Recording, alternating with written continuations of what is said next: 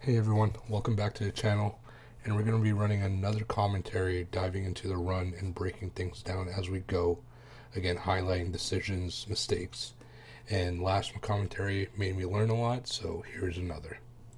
Before we jump into the video, I just wanted to talk about my talents. Now that everything is staying alive a lot longer, it's much more beneficial to switch out Meteor Storm for Aetherial Kindling and making sure your dots are refreshing, and stepping away from using Wild Mushroom and just to use Sunseeker Mushroom as you want to use that GCD for Starfire. We're going to be going over a plus 16 Pit of Saron, and as a Druid this dungeon is pretty awesome as you can just transform in and out of a lot of stuff which other classes might have trouble with. So first off, you're just going to start off with dotting everything up with Moonfire as much as you can, and once they get clumped up, we're just going to do one Starfire and blow all of our cooldowns, Fear of the Loon, and then just spam Starfall, Starfire. And if we get a Weaver proc, you just want to use your Star Surge at the end of a Starfire cast. Again, we're just Starfiring and Starfall all the entire pack. We have a Weaver proc, we're going to use it here. And I was called out by some commentators about why are you not using your Weaver procs, and the last commentary itself was showing me I was just wasting a lot of Weaver procs, so I've been a lot more attentive to those procs. You also just want to make sure you decurse your times and your friends whenever you can, and again just spamming Starfire and Starfall, Fear of the Loon on cooldown, as your other arcane abilities are going to be able to bring that cooldown lower and lower.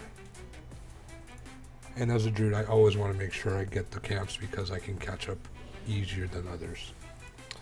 So again, we're just going to Moonfire everything as much as we can, and then Sunfire when everything's clumped up, blow our cooldowns, and spam Starfall. Now if it's a choice between using a Starfall and a Weaver proc, you most likely want to use a Weaver proc. But if you are about to get capped on Astral Power, I would use the Starfall over the Weaver proc because you never want to be capped on Astral Power.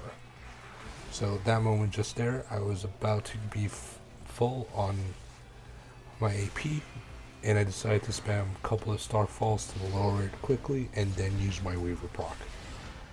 So it's always about managing your Astral Power as best as you can. And obviously everyone knows that these gargoyles will pick someone up.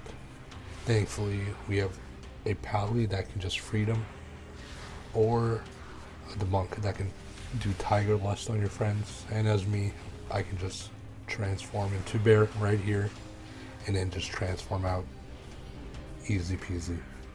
There's nothing to worry about as this group for these gargoyles. So I'm not gonna keep saying Moonfire this pack and then once they clumped up Sunfire. One thing, there's a cool tip that the monk could encap the arcane cadaver, which is the big mob that casts Nether Spark, which is huge AoE damage. Controlling that is a very awesome thing to do. And these Grave Blades will do something called Dark Rapture, I believe it's called, and they'll just do some purple puddles on the floor. Just dodge them. You want to target these Grave Blades because the tank, it does huge damage on the tank. What I could have done here is targeted the Plague Horror and soothe out his Berserk, but it's running out in 1 second, so there's no point in doing it now. Again here, form in and out, no big deal. And again, just managing your AP, Starfalling whenever you can, using your Weaver procs. And I'm back here, so once I run out of combat, I can talk to the camp, join with the rest of the group, and we keep pulling. So the monk incapacitates the Arcanist Cadaver with paralysis, and we pull the rest of the group. We'll pull the dragon, and all with the dragon is that you have to dodge the ice breath. It's no big deal. It's a weird spell effect on it, but just get out of it, do a 90-degree turn on it, it's no big deal, you'll dodge that. And you just want to make sure you control the adds cast. If too many go off, too many shadow bolts go off, it will start to hurt. And again, that one targeted me, so I decided to eat that. There's multiple things I could have done. In cap or obviously your Ursel and Typhoon combo. And if anything is targeting you, you can also Shadow Meld a cast. So technically, personally, you have 3 stops for every cast. And obviously that only works if the cast is targeting you. Again, same thing. We want to focus the Grave Blade, dodge his Dark Rupture ability, which is the 2 purple circles, no big deal. Very easy to dodge.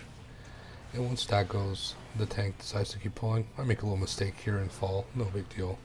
Just run around. You'll see in the key there's many mistakes that we do as a group, but we still time it. As I'm approaching the pack, I dispel the shaman, which he can also dispel himself, but we always try and help each other out. Silence that mob and start pulling these little leaper geist. I try to Ursol these whenever I can so they stay within the group. The Dead Pulse Lich Icy Blast cast always has to be interrupted. So there's you see a curse on me, but it was dispelled before I can even react. Go Shaman. And there's a curse on the Red Paladin. It's my turn to decurse. So again, we help each other out.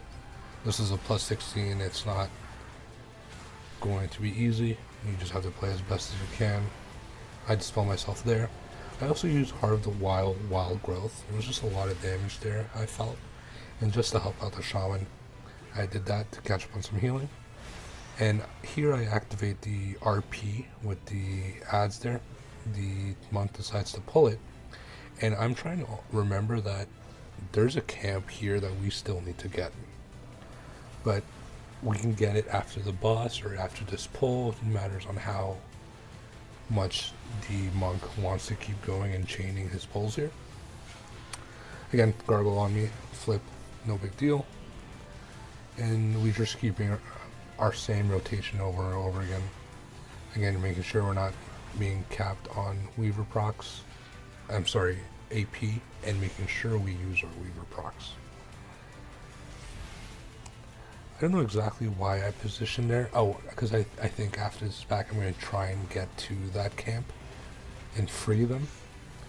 But at the same time, it might be too much for me to miss the next pull. I think I'm going to do it, and then the monk decides to chain the dragon. And so I'm like, alright, well, I have to stay here and help DPS this down. So this is when I decide that, okay, I'll grab that after the boss, because cooldowns are starting to come together. We'll have lust soon.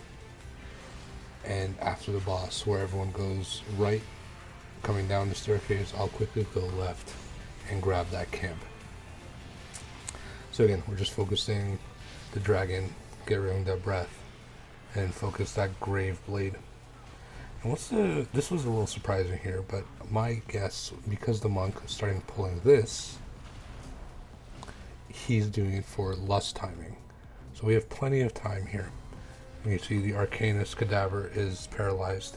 So we're not worried about this. We're killing this Dread Pulse Lich. Make sure the Icy Blast is good. Torrent the Misery is just a little bit of AoE damage, so make sure you use a cooldown. And here I have the Icy debuff, which I transform in and out of at the same time of using Wild Growth. So 2 birds and 1 stone, making sure that's all good. No one just blocks that. That's unfortunate. I could have Decapitating Roar there to help out, but I don't believe that actually stops the Lich King. So I notice here we're taking a lot of damage. I'm like, what is going on here? And I look back and we realize that the Arcanist Cadaver is out. And I tried to do a Solar Beam, it was on cooldown and wipes us. Now with the Shaman and tank still up, this is not a dead key. So we rush back. As long as they're alive and we can come back and join them, we can continue this key. There's still 20 minutes, plenty of time. So here we are. We just have to make sure we don't pull anything, but plenty of room to get back there. And I'm like, oh, this is perfect. I can get the camp now. So I ping that I'm on the way.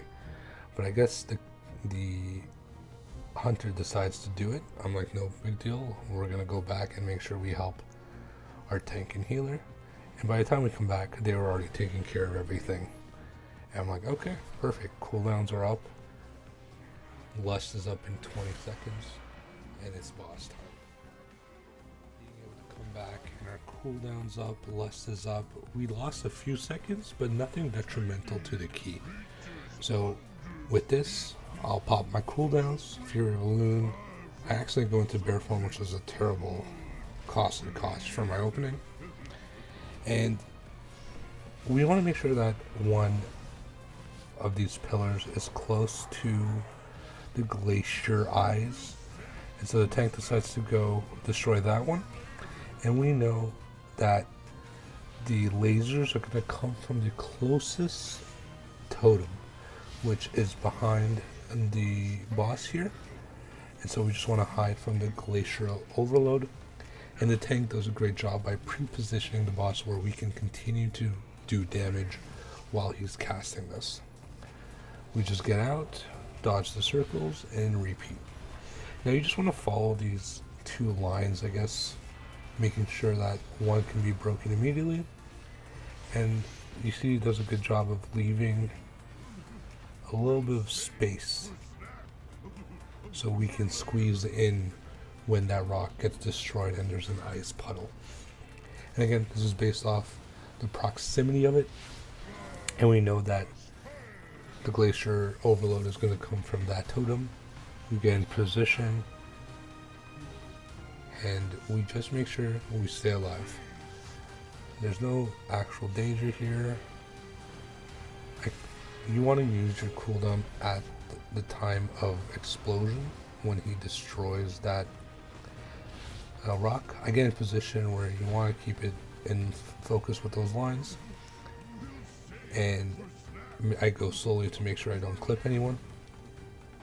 And here we are, we dodge these circles, and now the closest one is actually behind me, so we're gonna go around the ice, the pillar here.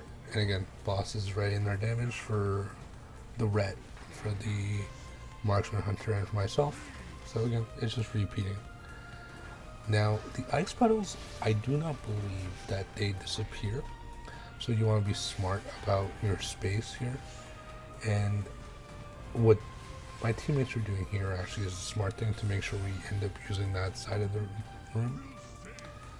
And so the tank destroys the one in the back there. And I'm a little hesitant here because I don't know exactly what side the glacier overload is going to come. So I just take a moment, and it's going to come from where the last one was.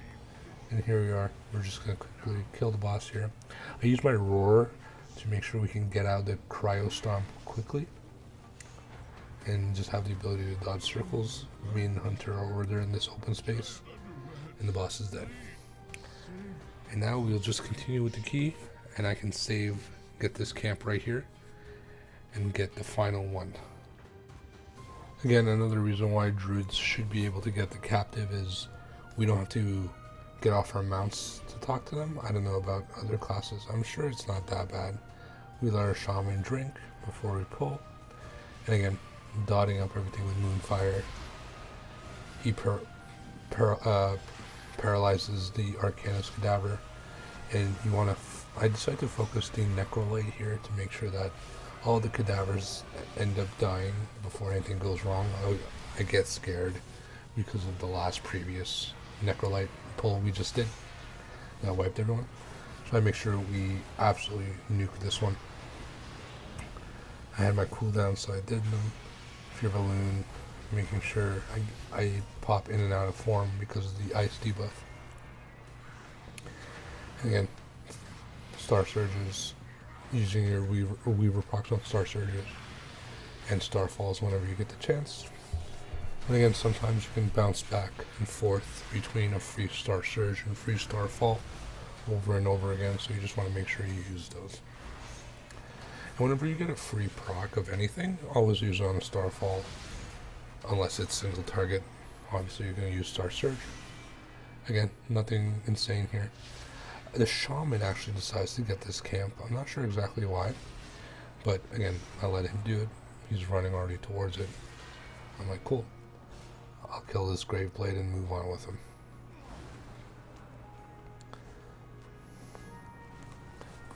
Again, dotting up everything. I Ursol here so the jumps don't get too ridiculous. I use my cooldowns here. I think next time I'm going to save it for the boss. Because for the boss I don't have it immediately. Interrupt that cast with my Solar Beam. Again, just making sure that everything dies appropriately. And again, using our Weaver procs, Fury of Elune on cooldown. And I believe once the casting mob goes down, the monk decides to pull this with the boss. Again, just change forms easily for that, and he does. You see, I should have saved my cooldowns here. Now I have to wait 50 seconds for the next set of my cooldowns. This boss, as a druid, is cheating because the ads that slow you down and have a channel on you, you can just shape in and out of a form, and the shadow bind will be removed. You can also decurse it off your friends, and you always want to make sure that Kirk's death bolt is always interrupted.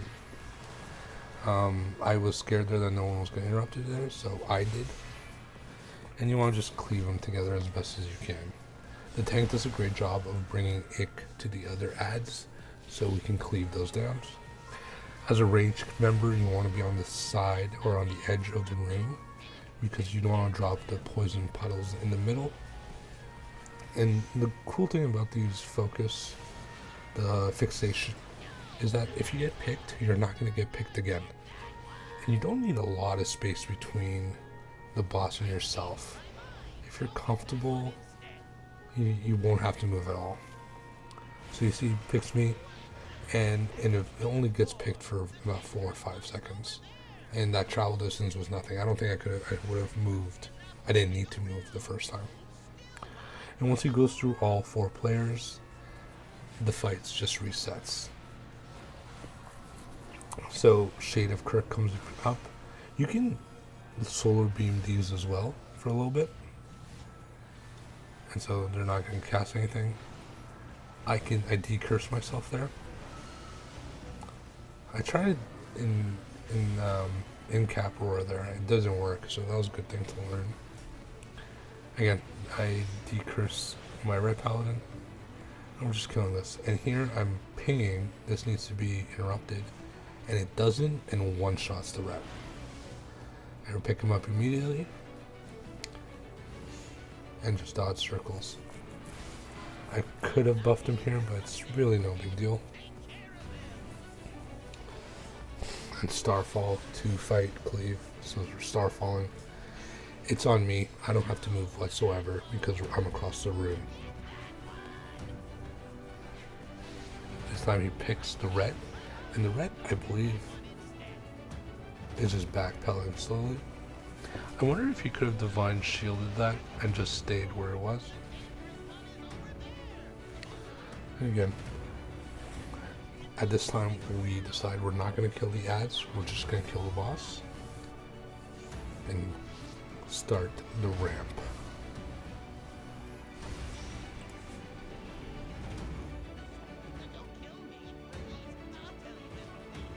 So a typical pull for the ramp here is that the tank is going to gather this first set, make sure the casting mob is interrupted, and pull it to this next set. I Ursol there because there are leaping enemies here, and I had my set of cooldowns which I saved at the end of the boss for this pull. Focusing down the Graveblades. There's 2 of them, so there's just going to be 4 circles we're going to have to dodge. No big deal. In Cap Roar for the casting mobs. curse myself. And I'm capped on AP there for a little bit, so I make sure I Starfall. Go, and again, making sure that you Star Surge and Starfall in your eclipses. They do a lot less damage if you're out of your eclipse. So again, always make sure you can. If you can't, it is what it is. It's more important to not get capped on AP. So here I am still spamming Starfall and Star Surges, even though I do not have an eclipse. My next eclipse is ready in about 2 seconds. And once we get at least one of the Graveblades down, which he does, we're gonna, or get him low at least, he's gonna pull it on to the next set of ads, which have another Graveblade and a Lich. So we'll have to make sure that Icy Blast is interrupted. So one of the Graveblades is dead. We pull everything here. Ursol again for these Leaping Geist. And focus the Graveblade or the dead Dread Pulse Lich. Whatever you... Both of them are relatively dangerous. I should have gone on the Lich because everyone else is, and I accidentally just staying on the Graveblade here. So that's my fault. Dark Ruptures again, very easy to dodge. And once you kill either one of these, you can chain pull it to the next mob. And with your Shaman Healer, always try and help him out, even as a range, to sit in the healing range. Just passive healing that is going to help overall. This is just dodge all the circles as best as you can, since you get hit by anything here, it will most likely one-shot you if you're not using a cooldown. Again, Starfall, no big deal. And just keep going here. I don't have anything for the Ice Bolt, but I think the mob dies before it ends finished casting. And now these are just all small mobs here. We want to kill that Graveblade, and then we can pull the Ice Giant, the Glacierite. Yeah, Glacierite. Interesting name. You want to be in the back here for these Cryo Burst. Get the puddle as back as you can, and then move forward as a group. He is going to do his Frost Guard wherever he's facing, so the tank does it towards the ice puddles, and we just want to go in the back. There's just going to be some AoE damage here. Just help out. Use a little defensive if you can. My Frenzied Regeneration procs there. And again, we're just dodging circles. Cryo Burst is going to happen again, so we get in position. And you want to be careful of those little blue lanterns. They are an obstacle block for you. Again, move up a little more and just repeat. The key itself is not hard. We still have about 6 minutes before the end of the key, and the boss is... You should only see 2 cycles of Army of the Dead. So we're doing great timing here. We're going to do one more Cryo Burst. We're going to move to the back. You don't want to clip your friends for this, but you could have done better, but it was unnecessary since we had so much more room and the ad is at 5%. Once the ad dies, a little bit of RP, and then on to the boss.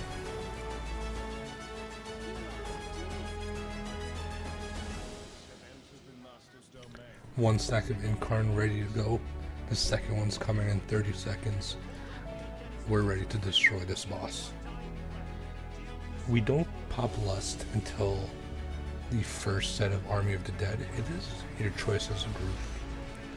I believe that we could have done either options, but no big deal. So you want to bring these circles to any of the pillars that have a light coming out of them, because if you don't, a Plague Ward is going to come out and it's going to do a lot of AoE damage. the way this fight is created is that you will always have at least one plague lord up, and you'd have to nuke him down when he gets summoned. He does massive AoE damage to the entire raid, and you have to interrupt his cast. So Army of the is coming by in 1 second here, and I believe when we pop Lust now, yes, there it is, I blow my second set of cooldowns, and we target this Plague Spreader. I apologize, not Plague Lord, but Plague Spreader. Nuke him down. There's going to be these groups of blue circles that follow players. Just don't get caught. Don't clip your friends. And at this point, the fight is just repeated rinse. Rinse and repeat. My lord, it's very late. I apologize. The Bone Infusion does a lot of damage. I do my Wild Growth and Heart of the Wild Growth combo to help out the healer. Make sure I'm in the green lights.